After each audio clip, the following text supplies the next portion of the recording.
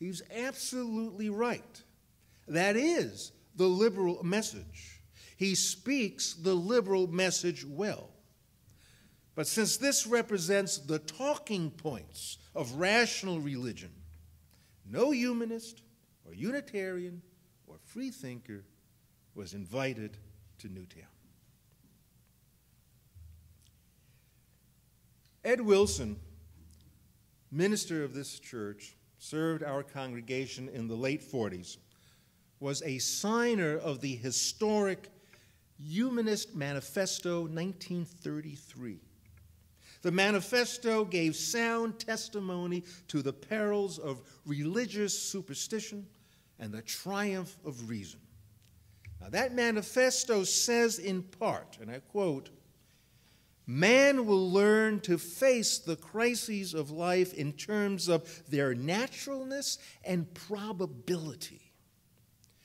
Reasonable and manly attitudes, reasonable and manly attitudes will be fostered by education and supported by custom. Humanism will discourage sentimental and unreal hopes and wishful thinking." Now, this is actually a great document, and we are inclined to agree, although manly attitudes in times of crisis may be a little suspect these days. The blessings of reason, if I can use those two words together, the blessings of reason infiltrate our Unitarian and Universalist traditions. William Ellery Channing used reason in approaching Scripture. Hosea Ballou rescued Christianity from the fires of hell, all through reason. Robert Ingersoll reconciled religion with science.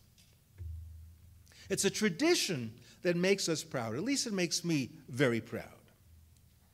But the questions still abound, as they always have. Can rational thought adequately address the anguish of souls who suffer a pain so great that it defies words and imagination?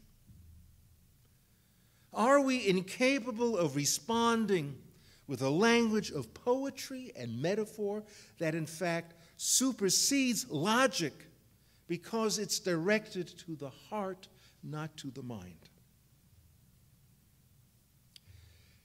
The very first designated social anthropologist, a guy from early 20th century, Branislaw Malinowski, born in Poland but became an American, ended up teaching anthropology at Yale.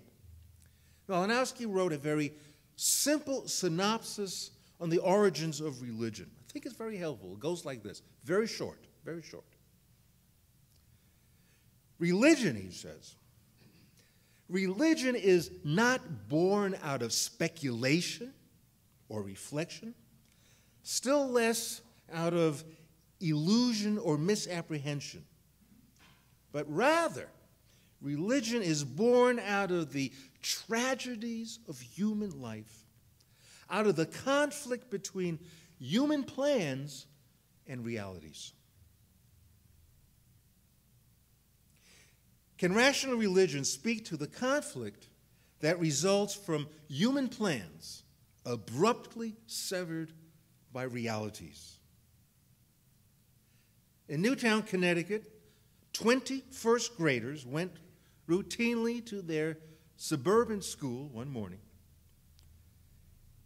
And right before Christmas, all the human plans for the weekend, the plans for the holidays, the plans for their lifetime were stolen away by this incomprehensible reality.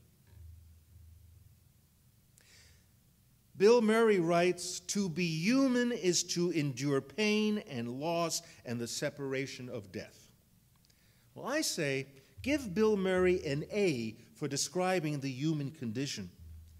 But is that the message, that pain exists as our price for being alive? Is that the message we want to hear following the massacre of 20 children? And if a humanist or an atheist wisely refrains from issuing such a proclamation, then what does he or she offer instead? Does not religion have two main functions? First, to help us muddle through in the light of day, teaching us what is just and moral, how to honor and respect all that is beautiful in the world, offering avenues to express awe, thanksgiving, wonder. Secondly, must not religion, if it is to be credible and relevant, must not religion also offer succor in the darkness of night when faith in life lies perilously close to extinction? Religion must help us feel at peace in the shadows of death. Religion must help us feel at peace in the shadows of death. There's a funny story about the pastor who wanted to test the spiritual depths of his parishioner by asking, "Where do you think you'll go when you die?" "Oh," the parishioner said, "I guess to the exquisite bliss of the Lord, but let's not talk about such unpleasant subjects."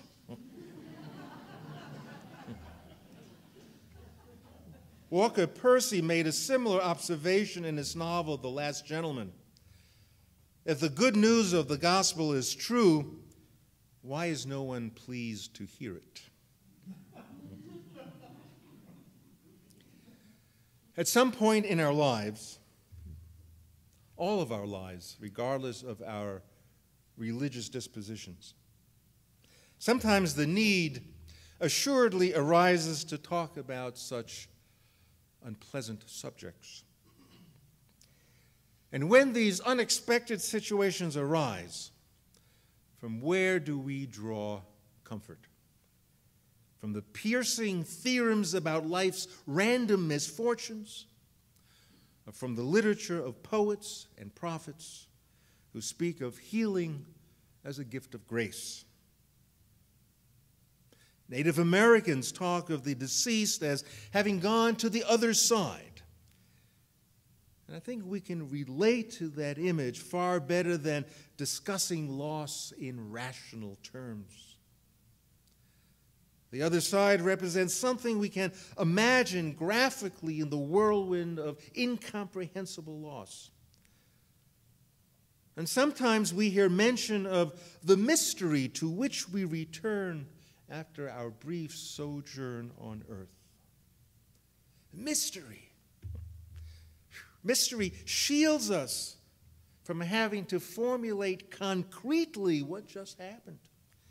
It gives us some space, some comfort, some ease to grapple and to come to terms, at least more so than contemplating the cold facts of mortality. We've got an ease to somehow reflect on this a little more emotionally. You know, there are many occasions for us to dwell in the fun and challenging realm of intellectual life, or to play the skeptic to the far reaches of piety. There's every reason to subject religion to the litmus test of science to ensure that we don't get swept away by unfounded myth. But one's outlook onto the universe, be it Unitarian or humanist or atheist or any of the faiths that were represented in Newtown, Connecticut, remember the Baha'i, Catholic, Jewish, Muslim, mainline, and evangelical Protestants. Your view must not only wrestle with life's meaning and purpose, it must have a way to talk about death.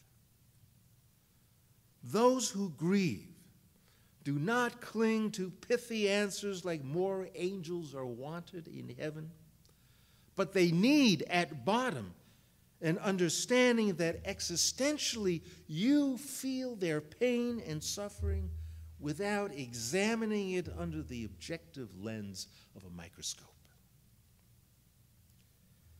Responding to death or to crises does not require a roadmap that locates where the deceased now resides, nor a dependence upon supernatural explanations of why tragedy and loss are a part of life. The failure of rational thought lies in its stubborn resistance to any religious terminology.